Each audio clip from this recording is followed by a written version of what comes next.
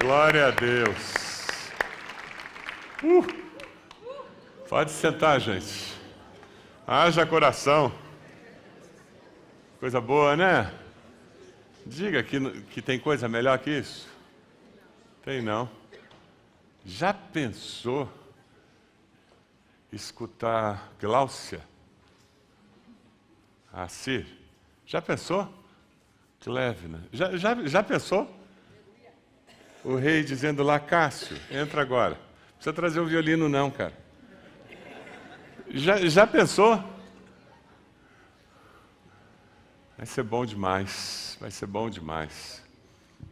Antes do Natal nós vamos ter um domingo que a gente vai falar da volta de Jesus. E vai ser também um pedacinho de céu, pensar nisso. Vai ser bom demais. Você foi abençoado durante o dia de hoje? Diga, bom demais, pedacinho de céu, não é mesmo? O texto que nós trabalhamos hoje foi Isaías 61, de 1 a 4 pela manhã. Tivemos 4 sermonetes pregados que abençoaram muito o nosso coração. A ideia dessa convocação solene é vivendo o legado de uma igreja que depende de Deus. Vivendo o legado de uma igreja que depende de Deus. E esse texto de Isaías 61, vale a pena você ter ele anotado e durante a semana você se aprofundar um pouco mais. Quem sabe pegar uma Bíblia comentada, quem sabe entrar na internet, conhecer um pouco mais do significado da riqueza desses quatro versículos de Isaías 61. O Espírito do soberano Senhor está sobre mim, porque o Senhor ungiu-me para levar boas notícias aos pobres. Jesus usou isso, o nosso Salvador. Primeira vez que ele entra numa sinagoga para falar alguma coisa, ele lê esse texto para todos e diz, chegou o tempo, chegou a hora. E o texto continua e vai indo, e depois no versículo 4 ele fala sobre reconstrução. Eles reconstruirão as velhas ruínas e restaurarão os antigos escombros, renovarão as cidades arruinadas que têm sido devastadas de geração em geração. Nós falamos em 4 palavras para esse dia, quando nós sonhávamos com esse domingo abençoado, iniciando as celebrações do aniversário da nossa igreja. Falamos em proclamar a verdade, em cuidar daqueles que precisam ser cuidados, no juízo de Deus que existe e acontece, da graça e a misericórdia de Deus que se renova a cada manhã. Tudo isso porque nós queremos mais de Deus. Você pode dizer essa expressão? Nós queremos mais de Deus. Pergunta essa pessoa que está do teu lado aí, você quer mais de Deus na tua vida?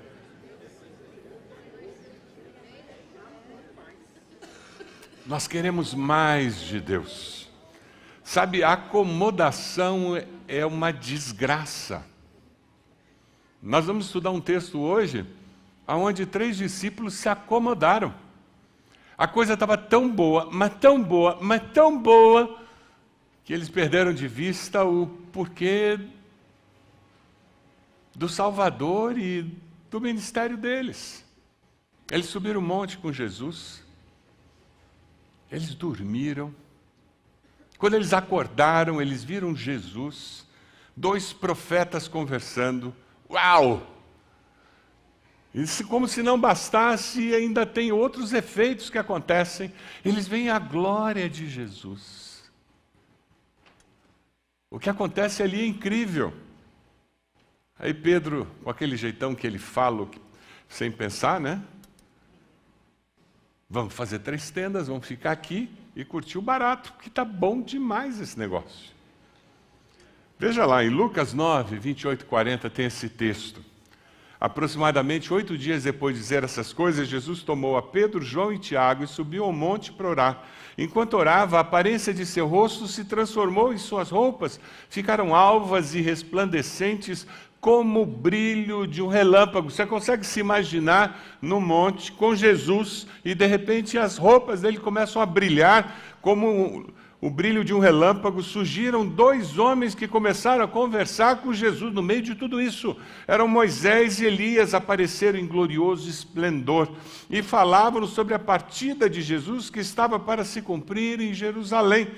Pedro e seus companheiros estavam dominados pelo sono, acordando subitamente, viram a glória de Jesus e os 2 homens que estavam com ele. Eles tinham perdido a primeira parte.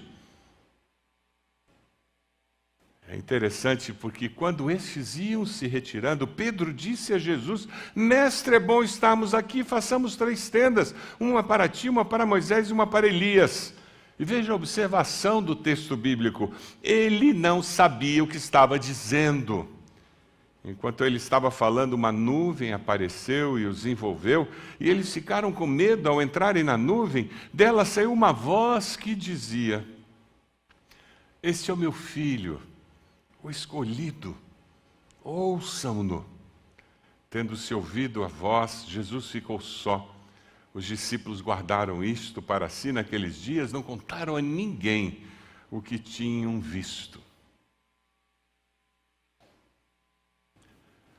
Depois que nós temos um tempo muito intenso na presença do Senhor, uma experiência marcante, daquela que grava no nosso coração o amor, a presença do Espírito Santo, quando nós temos um momento como esse, é muito fácil nós cairmos na mesma vala que esses discípulos. A nossa humanidade nos leva para isso. Ao invés de percebermos a glória de Deus e sairmos contando para todo mundo que esse Deus é incrível, nós nos refugiamos no gueto cristão para curtir aquela experiência. O que aconteceu com eles é que eles ficaram extasiados com aquilo. Veja, o versículo 32 diz: Pedro e seus companheiros estavam dominados pelo sono. Aí acordaram subitamente. Viram a glória e os 2 homens que estavam com ele. Mas eles estavam dormindo. Eles perderam parte da história do Monte da Transfiguração porque estavam dormindo. Quem sabe você está aqui hoje porque você frequenta o nosso culto no domingo à noite. Quem sabe você está na internet porque você se conecta conosco. E nós somos muito felizes com isso. Estamos alegres em ter você aqui no nosso salão, ter você na internet. Mas se você não está conectado com a glória de Deus, você está perdendo parte da história. É como ver uma série começando na 4ª temporada. Você entende, mas não entende muito bem. Algumas pessoas vivem a vida cristã assim. Eles vivem pegando episódios fora de ordem, porque eles não têm um processo de discipulado acontecendo nas suas vidas, promovendo transformação integral dela como pessoa. A decisão deles foi: vamos manter um hoje eterno no amanhã. Ou seja, não mexe. Fica todo mundo do jeito que está. Nós não vamos nem para casa hoje à noite, para continuar a convocação solene, porque está muito bom. Foi mais ou menos isso. É viável isso, é possível isso. Quando nós temos experiências como a que tivemos hoje, é muito importante nós entendermos que essa experiência é parte de uma história maior nas nossas vidas. Amém?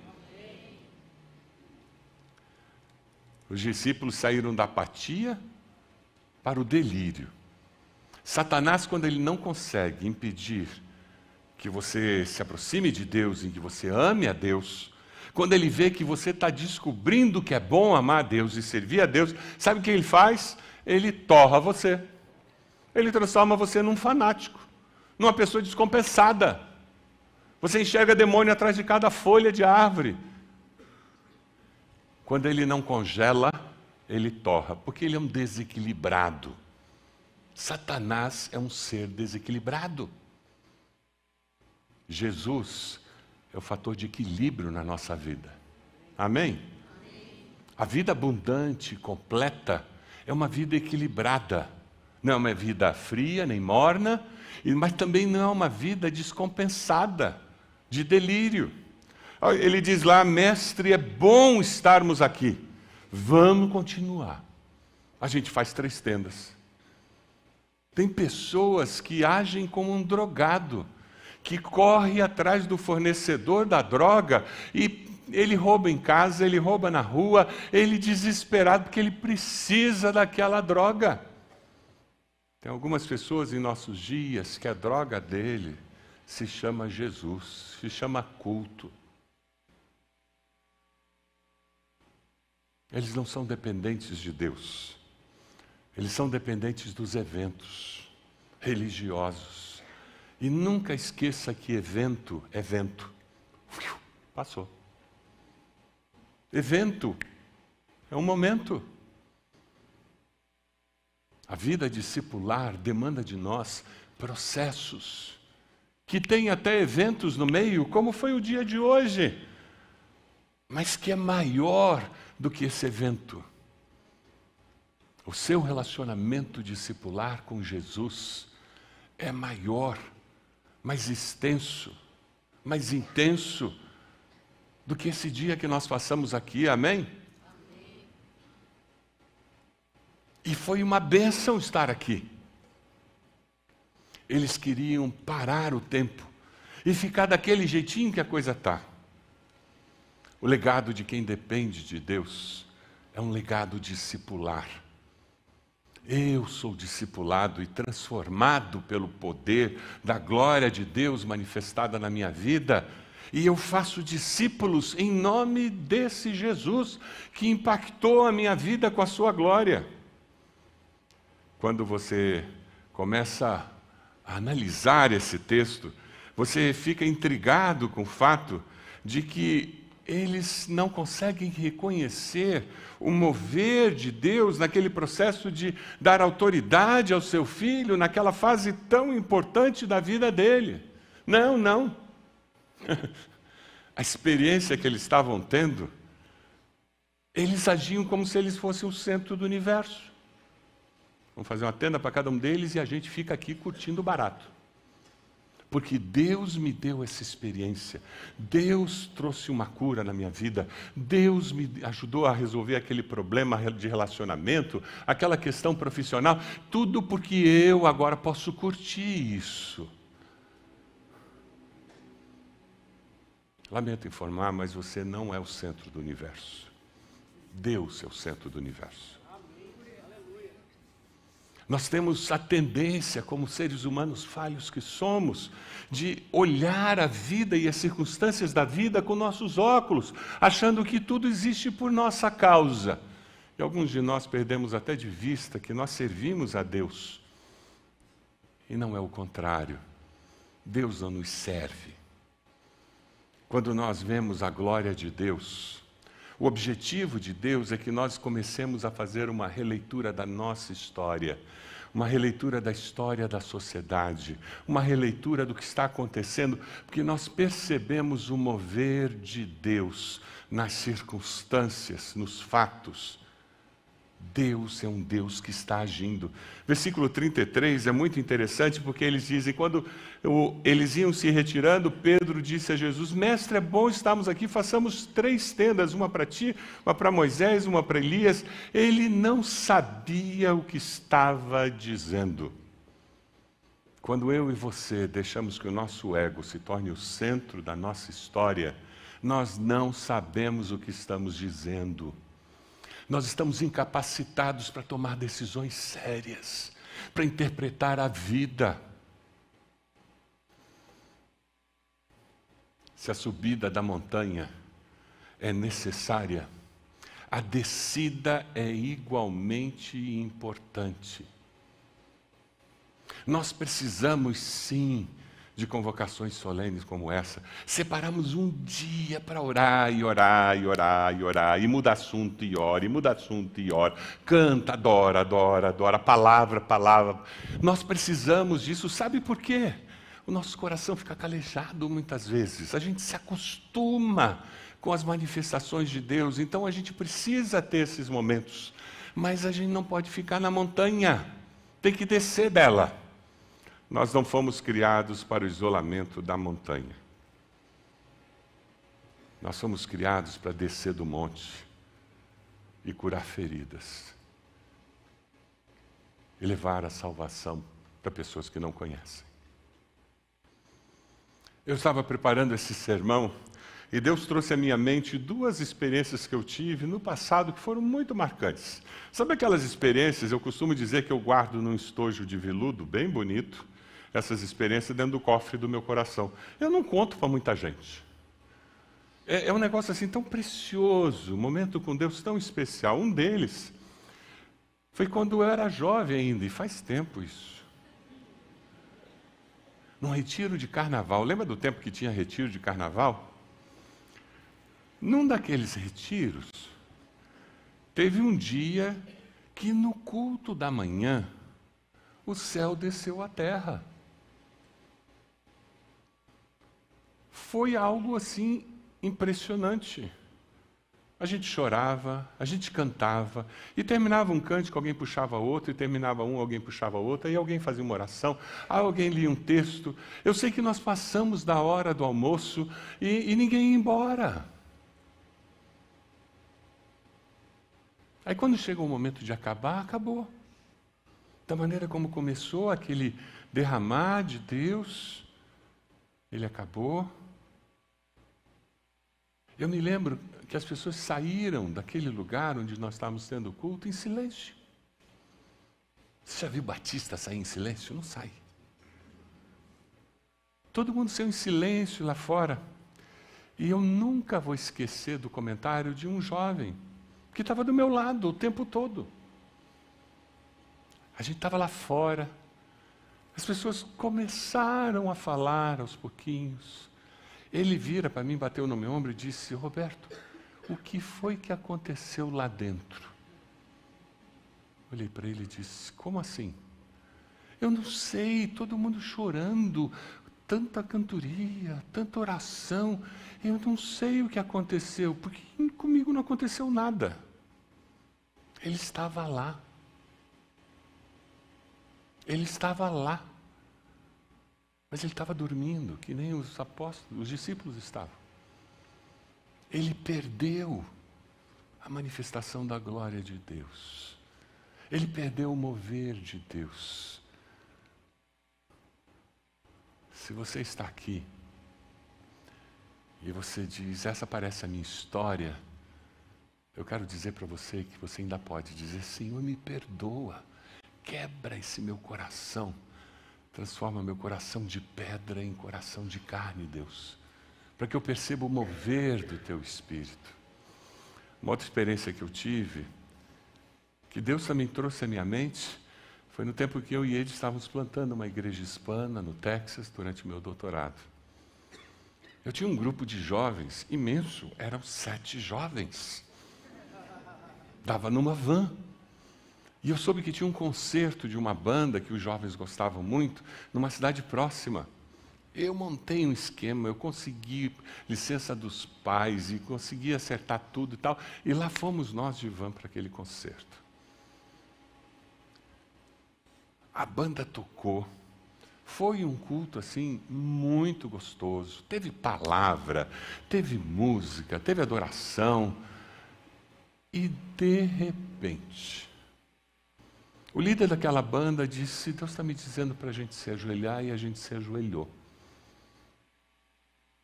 E a banda começou a tocar, a gente cantava de joelhos, e alguém orava. Nós ficamos ali mais de hora, de joelhos. Tinha um sentimento, uma percepção de presença de Deus tão intenso, que de repente a banda parou de tocar.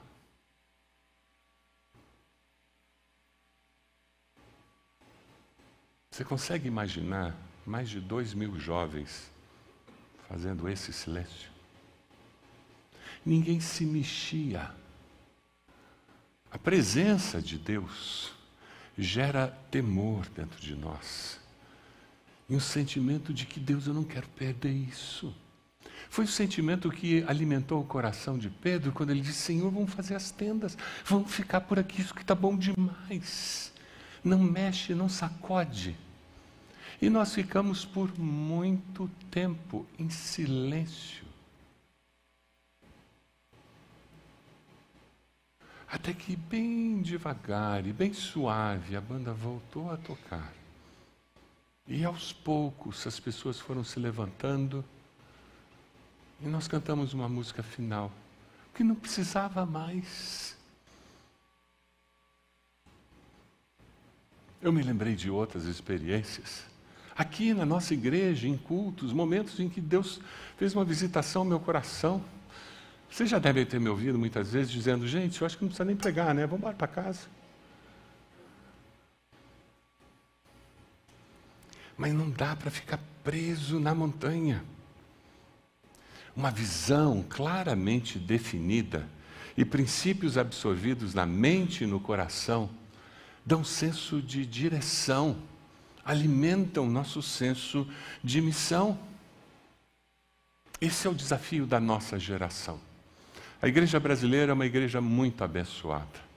A igreja brasileira é uma igreja que tem crescido nas últimas décadas de uma forma incrível. Muitos especialistas em missões têm falado que nós temos avivamento no Brasil. E é muito gostoso ouvir isso. Nós temos estados do Brasil que tem mais de 50% da população convertida a Cristo. E continua. A pandemia veio e continua, as pessoas continuam se convertendo. Isso é lindo demais. Eu costumo dizer que a igreja brasileira é parecida com ministério infantil e com ministério de adolescentes. Uma energia absurda, mas uma maturidade dessa profundidade. Porque é característica da idade. Você quer agito, chame um adolescente. Você quer decisões sérias, ponderadas, não peça isso deles. Ele ainda não teve chance de viver o suficiente para poder tomar essas decisões. E é o desafio que nós temos na igreja brasileira. Nós não somos uma igreja que busca maturidade.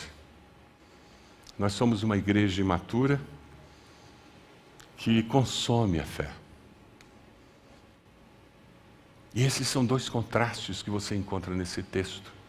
A postura deles era de quem estava reconhecendo a presença de Deus e a glória de Deus, mas eles ainda não tinham amadurecido o suficiente para entender que eu não existo para ser o centro do mundo e consumir as experiências religiosas.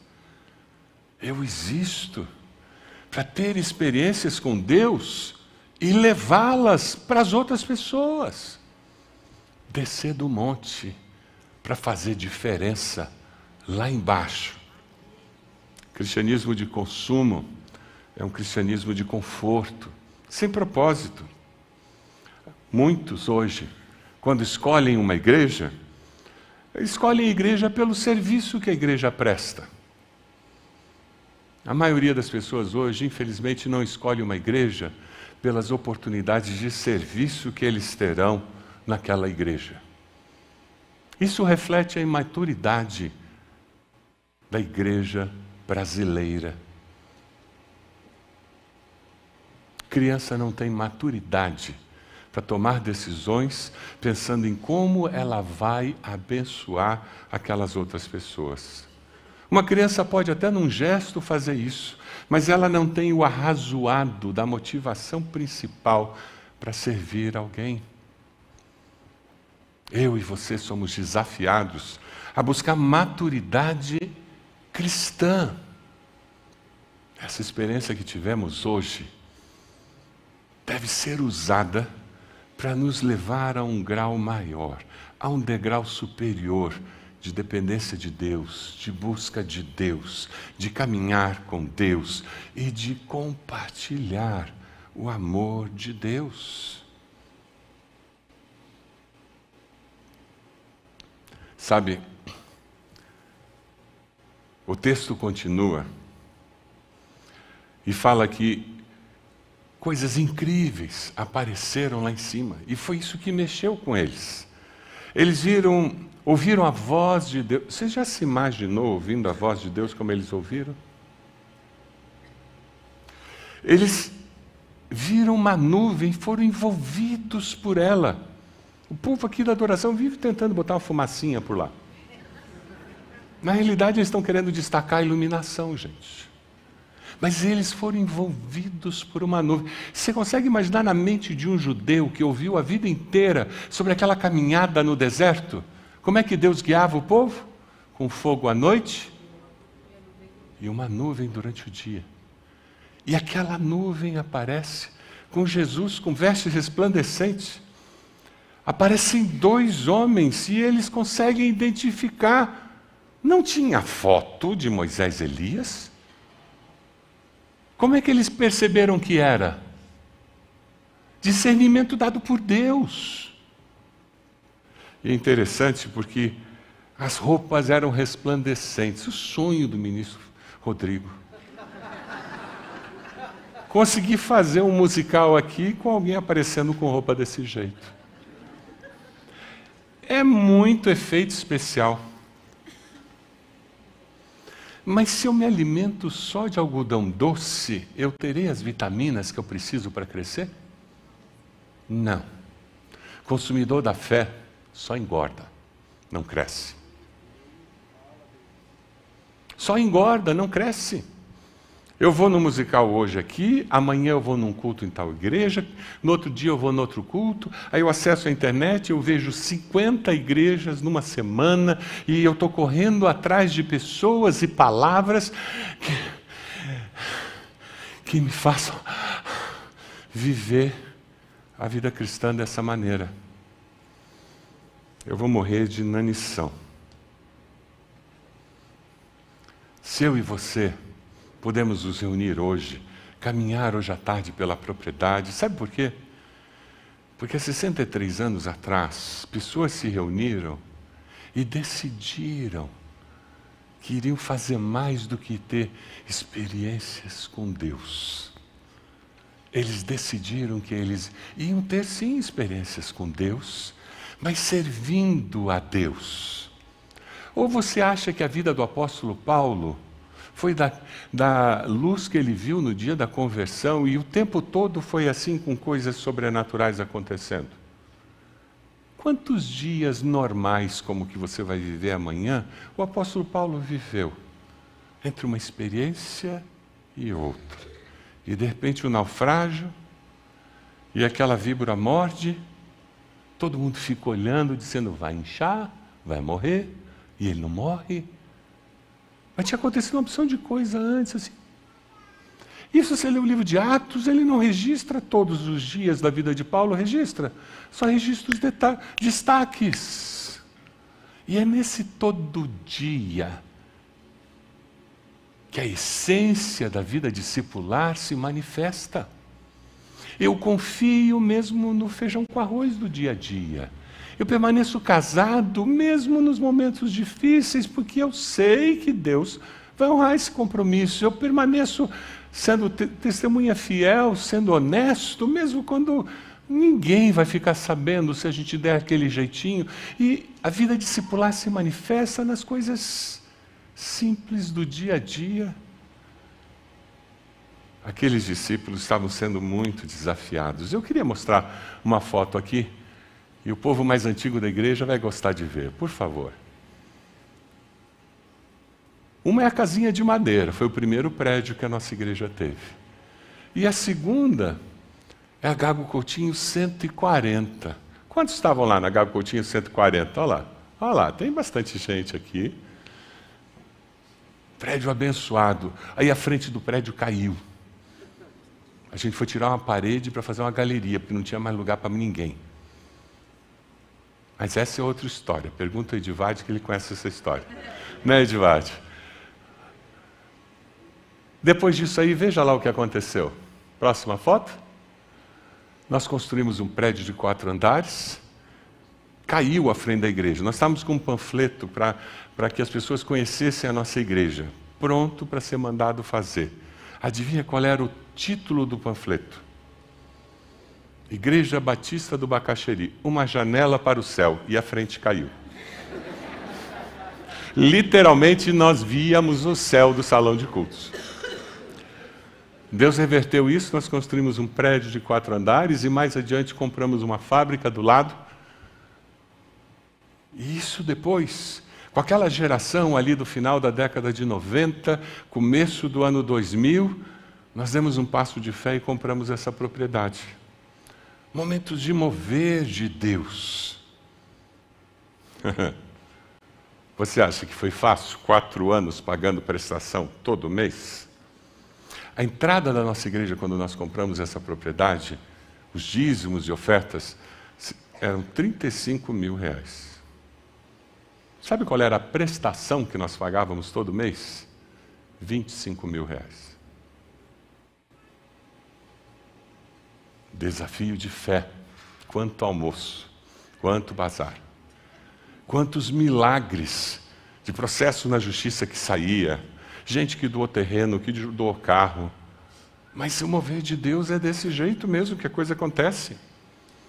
Existem pessoas que passam pela vida cristã que nem esse urso aqui desse filminho. Talvez você já tenha visto esse filme.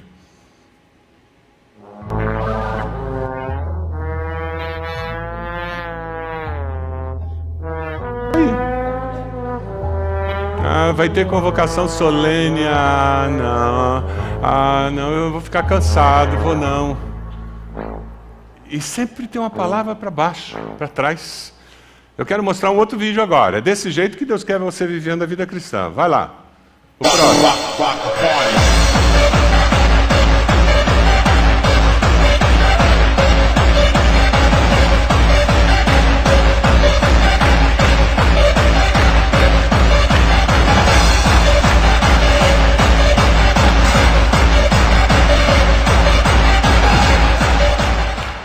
Ele não para.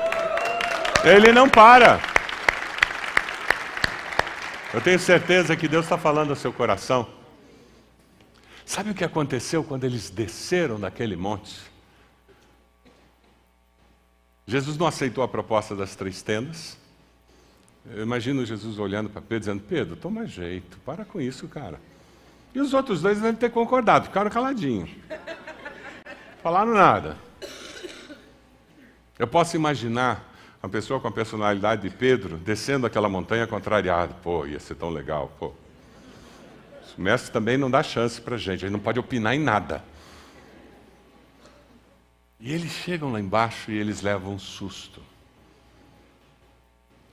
Sabe quando chega lá em Marcos 9, 14 a 29, quando chegaram onde estavam os outros discípulos, os 3 tinham subido, os outros ficaram embaixo.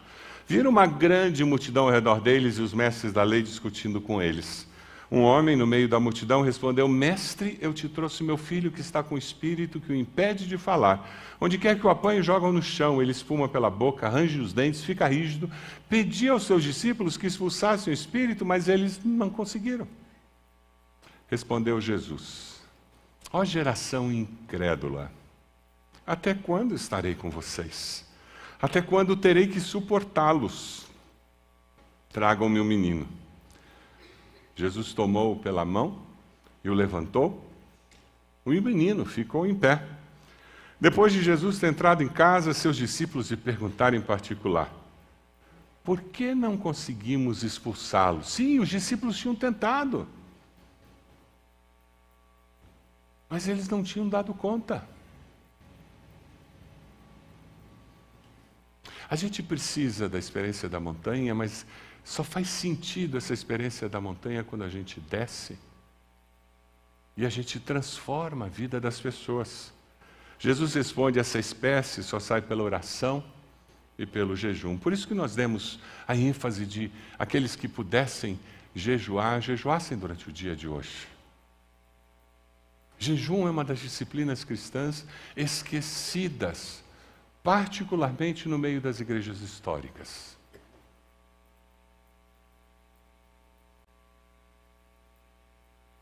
Eu vi na internet uma pessoa fazendo comentários sobre a esposa de um candidato que conclamou a nação a jejuar pelas eleições. Ouvir comentarista que não entende nada da Bíblia, nem da fé cristã, falar sobre a fé cristã é uma coisa hilária, pelo menos. Ao invés de ficar bravo, eu começo a dar risada. E ele falando de jejum, e o pior, Ele cita jejum como a gente escuta alguns jejuns por aí. Aí eu vou fazer jejum da novela. Eu vou fazer jejum de chocolate. Desculpa, isso não é jejum. Você vai se privar de alguma coisa que você gosta por uma razão maior. Eu fiz uma dieta, eu me privei de uma porção de coisa que eu gosto.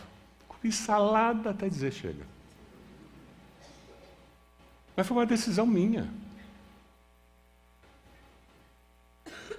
Mas jejum é outra coisa. Se você nunca leu sobre jejum, tem 2 livros na nossa livraria que eu recomendo. Jejum Bíblico, um livrinho fino que explica de uma forma muito didática. E Celebração da Disciplina, um livro um pouco mais grosso que fala sobre disciplinas espirituais e tem um capítulo que é sobre o jejum. Jejum tem um propósito maior. Hoje cedo, quando eu vim para a igreja, Deus tinha me dado um propósito para o meu jejum no dia de hoje.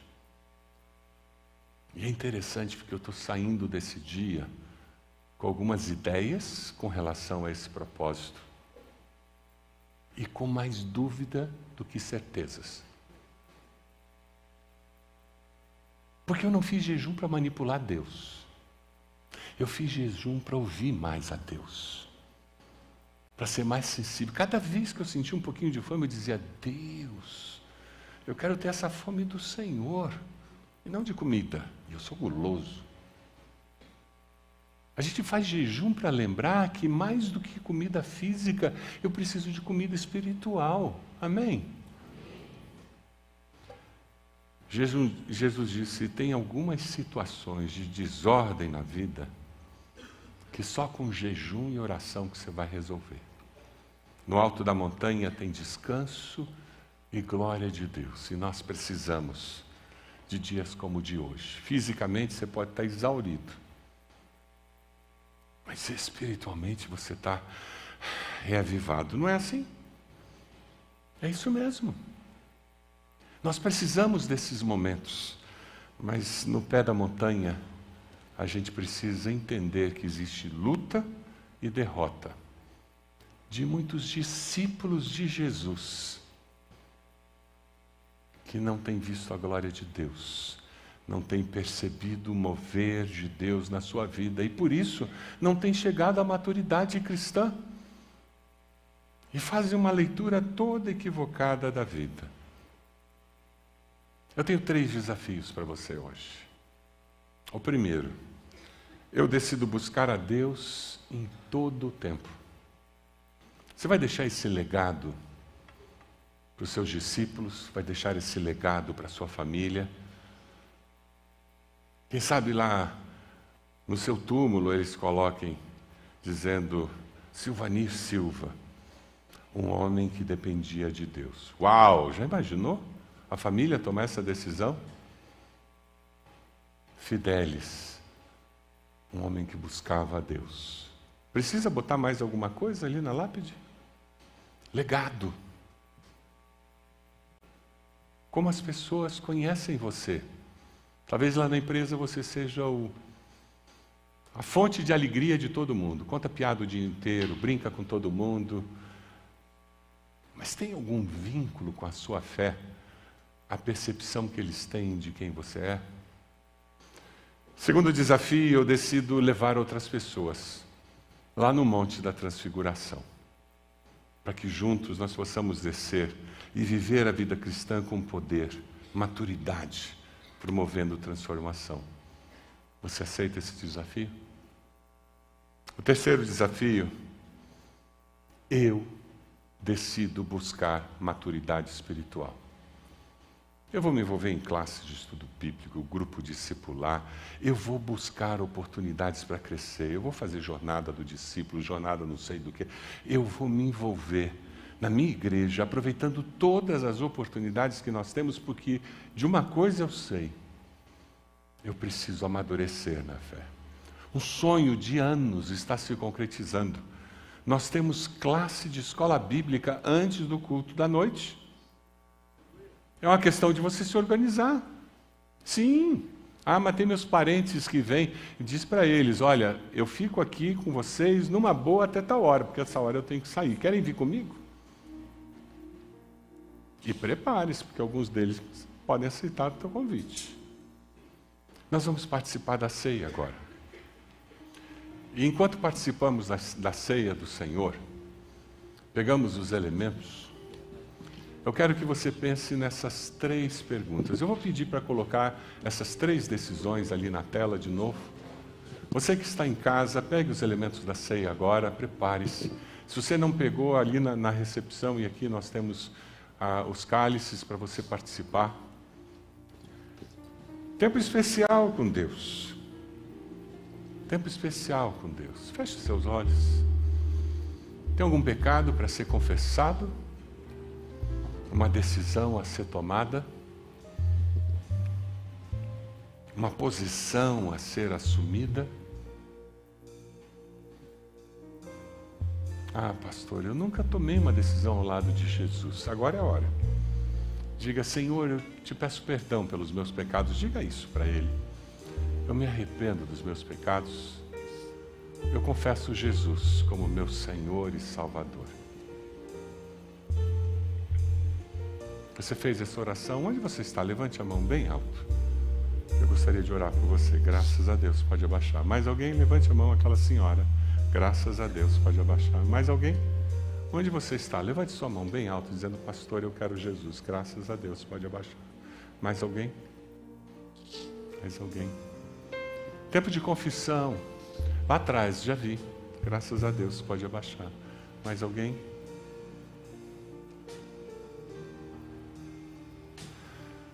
Este é o meu corpo que é dado em favor de vocês. Façam isto em memória de mim. Pegue o pão. É um pedaço de pão sem glúten. Nós queremos, como igreja, passar uma mensagem muito clara, que nós incluímos as pessoas nas nossas vidas, para que irmãos que têm intolerância a glúten possam participar livremente da nossa ceia. Há anos o pão é sem glúten. Somos corpo de Cristo. Você pode abaixar sua cabeça. Deus, obrigado. Porque nós somos sarados, Senhor, curados. Porque o Senhor foi moído pelas nossas imperfeições, as nossas transgressões ali na cruz do Calvário. Nós somos fruto da Tua misericórdia, Senhor. Reconhecemos isso. E como esses irmãos que levantaram a mão dizendo, eu quero Jesus, eu confesso Jesus hoje, nós nos unimos a eles dizendo, nós precisamos a cada dia renovar a nossa experiência com o Senhor para vivermos na sociedade onde tantos sofrem, sem esperança, sem salvação, e trazermos a transformação que Jesus traz. Comemos esse pão pela fé, agradecendo pelo corpo precioso moído na cruz do Calvário. Comamos todos juntos.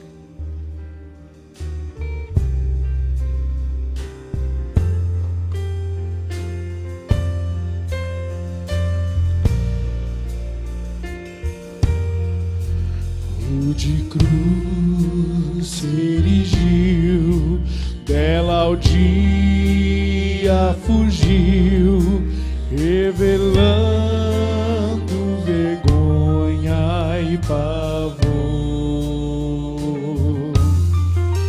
Mas eu amo a Jesus, que morreu nessa cruz, dando a vida por mim, pecador. Sim, eu amo a mensagem da cruz. Suas bênçãos eu vou proclamar. Levarei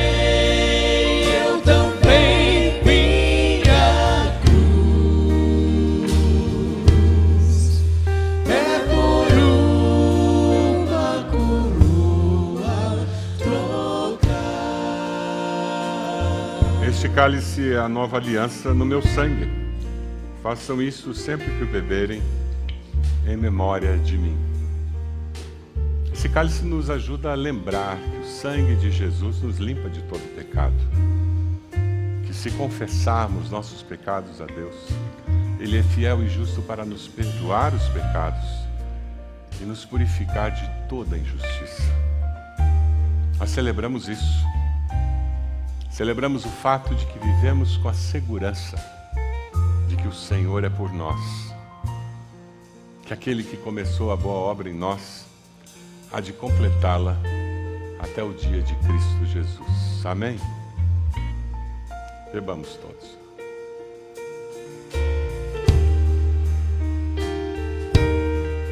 Quando fazemos isso, nós anunciamos a morte do Senhor até que Ele venha. Nós vivemos cada dia anunciando a vida e salvação que a morte do Senhor gerou em nós. E nós faremos isso até que Ele venha. Amém? Você pode ficar de pé? Vamos cantar ao Senhor.